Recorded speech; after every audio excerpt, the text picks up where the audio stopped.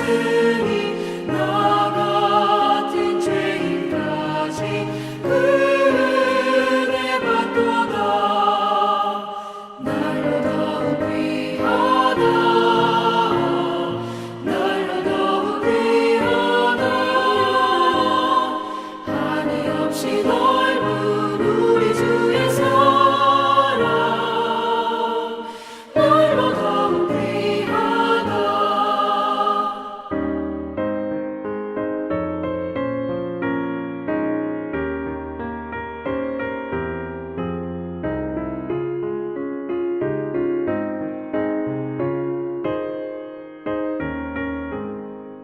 주 크신 사랑으로 만 백성 위하여 그 십자가의 고난 다 받으셨으니 그 속죄 받은 성도 큰 소리 함께 높여 온 천지 울리도록 주 찬송하리라.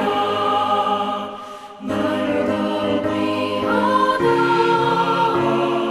날로 더욱 귀하다.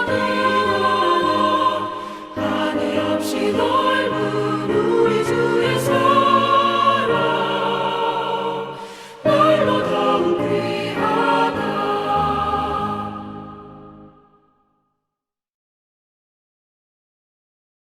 하나님의 크신 은혜와 평강이 오늘도 살아가는 모든 삶의 자리마다 충만히 임하시기를 기원합니다.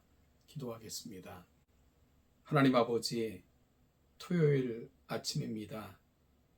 오늘도 귀한 하루를 허락하심에 감사드립니다. 살아가는 모든 삶의 자리마다 하나님께서 우리 사랑하는 성도들과 동행하여 주시고 매 순간마다 함께 하사 거룩한 주의 영광 앞에 이르는 복된 날 되게 하옵소서.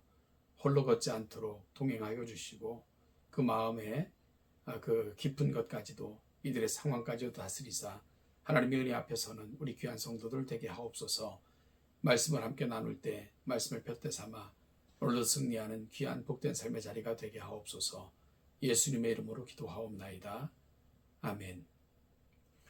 오늘 함께 보실 하나님의 말씀은 레위기 5장 1절 말씀부터 13절입니다. 레위기 5장 1절부터 13절 말씀을 같이 읽겠습니다. 만일 누구든지 저주하는 소리를 듣고서도 증인이 되어 그가 본 것이나 알고 있는 것을 알리지 아니하면 그는 자기의 죄를 져야 할 것이요 그 허물이 그에게로 돌아갈 것이며 만일 누구든지 부정한 것들 곧 부정한 들짐승의 사체나 부정한 가축의 사체나 부정한 곤충의 사체를 만졌으면 부지 중이라고 할지라도 그 몸이 더러워져서 허물이 있을 것이요 만일 부지 중에 어떤 사람의 부정에 닿았는데 그 사람의 부정이 어떠한 부정이든지 그것을 깨달았을 때는 허물이 있을 것이요 만일 누구든지 입술로 맹세하여 악한 일이든지 선한 일이든지 하리라고 함부로 말하면 그 사람이 함부로 말하여 맹세한 것이 무엇이든지 그가 깨닫지 못하다가 그것을 깨닫게 되었을 때에는 그 중 하나에 그에게 허물이 있을 것이니 이 중 하나에 허물이 있을 때에는 아무 일에 잘못하였노라 자복하고 그 잘못으로 말미암아 여호와께 속죄제를 드리되 양떼의 암컷 어린 양이나 염소를 끌어다가 속죄제를 드릴 것이요 제사장은 그의 허물을 위하여 속죄할지니라. 만일 그의 심히 어린 양을 바치는 데에 미치지 못하면 그가 지은 죄를 속죄하기 위하여 산비둘기 2마리나 집비둘기 새끼 2마리를 여호와께로 가져가되 하나는 속죄제물을 삼고 하나는 번제물을 삼아 제사장에게로 가져갈 것이요 제사장은 그 속죄제물을 먼저 드리되 그 머리를 목에서 밑으로 끊고 몸은 아주 쪼개지 말며 그 속죄제물의 피를 제단 곁에 뿌리고 그 남은 피는 제단 밑에 흘릴지니 이는 속죄제요 그 다음 것은 규례대로 번제를 드릴지니 제사장이 그의 잘못을 위하여 속죄한즉 그가 사함을 받으리라. 만일 그의 손이 산비둘기 2마리나 집비둘기 2마리에도 미치지 못하면 그의 범죄로 말미암아 고운 가루 10분의 1 에바를 예물로 가져다가 속죄제물로 드리되 이는 속죄제인즉 그 위에 기름을 붓지 말며 유황을 놓지 말고 그것을 제사장에게로 가져갈 것이요 제사장은 그것을 기념물로 한 움큼을 가져다가 제단 위 여호와의 화제물 위에서 불사를 지니 이는 속죄제라. 제사장이 그가 이 중에서 하나를 범하여 얻은 허물을 위하여 속죄한즉 그가 사함을 받으리라. 그 나머지는 소재물같이 제사장에게 돌릴지니라. 아멘. 오늘 본문은 속죄 제물에 관한 규례입니다. 특별히 1절부터 5절은 약간의 고의성이 있는 죄를 위에 바치는 속죄제 규정입니다. 4가지 사례가 제시되는데 모두 고의성이 개입되어 있으며 그 죄의 공개적인 인정과 자백이 요구됩니다. 죄의 인정과 자백은 속죄제의 절차에서 매우 중요합니다. 그것 없이는 속죄제가 아무런 효력을 발생할 수 없기 때문입니다. 그러면 레위기가 소개하는 속죄제의 절차를 확인해 보겠습니다. 먼저는 깨달음입니다. 사죄는 죄를 깨달음에서 시작됩니다. 본문에 소개되는 죄의 4가지 사례를 소개하는데 죄는 달라도 사죄의 원리는 같습니다. 그것은 깨달음에서 시작이 됩니다. 3절에서 어떠한 부정이든지 그것을 깨달았을 때에는 허물이 있을 것이요 라고 말씀합니다. 깨닫기 전에도 허물이지만 깨달을 때 비로소 회개가 시작됩니다. 우리는 죄에 민감해야 됩니다. 우리 양심이 화인 맞은 자 같이 죄를 자각하지 못하고 산다면 이는 속죄에 대한 아무런 희망이 없기 때문입니다. 그래서 사랑하는 성도들은 날마다 말씀과 기도 속에서 성령의 음성과 생각을 구하는 가운데 우리 죄를 깨닫는 지혜를 달라고, 은혜를 달라고 날마다 하나님 앞에 기도하며 나아가셔야 됩니다. 둘째는 자백 혹은 고백입니다. 5절입니다. 이 중 하나에 허물이 있을 때에는 아무 일에 잘못하였노라 자복하고, 속죄제 절차에는 나의 죄를 고백하는 시간이 포함됩니다. 죄의 고백은 제사장 앞에서 이루어지는데 이는 하나님 앞에서와 같은 의미와 성격을 지닙니다. 여러분, 죄인의 특성이 무엇입니까? 죄를 고백하기보다는 은폐하기를 좋아합니다. 그러나 죄가 은폐되어지기 시작을 하면 우리에게 사죄의 길은 결코 열리지 않습니다. 그래서 죄의 고백과 자백은 사죄에서 아주 중요한 측면을 담당하는 것이지요.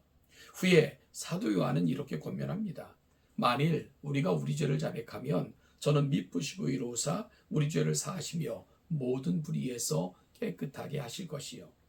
하나님은 상한 심령의 제사를 무시하지 않으십니다. 오히려 고백과 자백의 회복과 생명의 길이 있음을 꼭 기억하시면서 우리 안에 죄를 덮어두거나 담아두는 그릇으로 삼지 말고 하나님 앞에 나아가 날마다 우리 죄를 자백함으로 용서와 기쁨과 화해를 경험하시는 저와 여러분 될 수 있기를 간절히 소원합니다. 셋째는 제물입니다. 죄를 범하였을 때 하나님께서는 죄를 지은 자에게 짐승을 잡아 속죄제를 드릴 것을 명령하셨습니다. 제물의 종류는 다양합니다. 양과 염소 혹은 형편이 어려운 자는 비둘기로, 그것도 어려우면 곡식가루를 불살라 드리게 하셨습니다. 이는 죄의 심각성과 반드시 죄에는 대가가 따른다는 것을 보여줌과 동시에 모든 세대의 형편과 상황까지 고려하시는 것을 통해 속죄제의 핵심은 제물에 있지 않고 화해와 속죄를 통해 하나님과 누리는 화평과 은혜에 있다는 것을 분명히 보여주고 계신 것입니다. 그래서 하나님께서는 다시는 피 흘림이 없는 제사, 즉 아들 안에서 완성하신 우리로 누리게 하시는 온전한 제사를 허락하신 것입니다. 여러분, 우리에게 속죄제를 원하시는 하나님의 마음이 무엇입니까?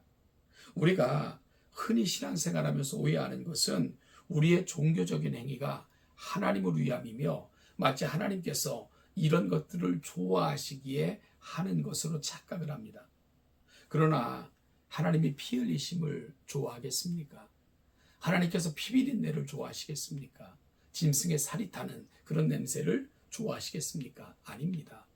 우리와 누리는 화해, 우리에게 주시는 평강, 그렇게 우리와의 교제, 하나님이 정말 원하시고 기뻐하시는 것은 바로 그와 같은 것입니다.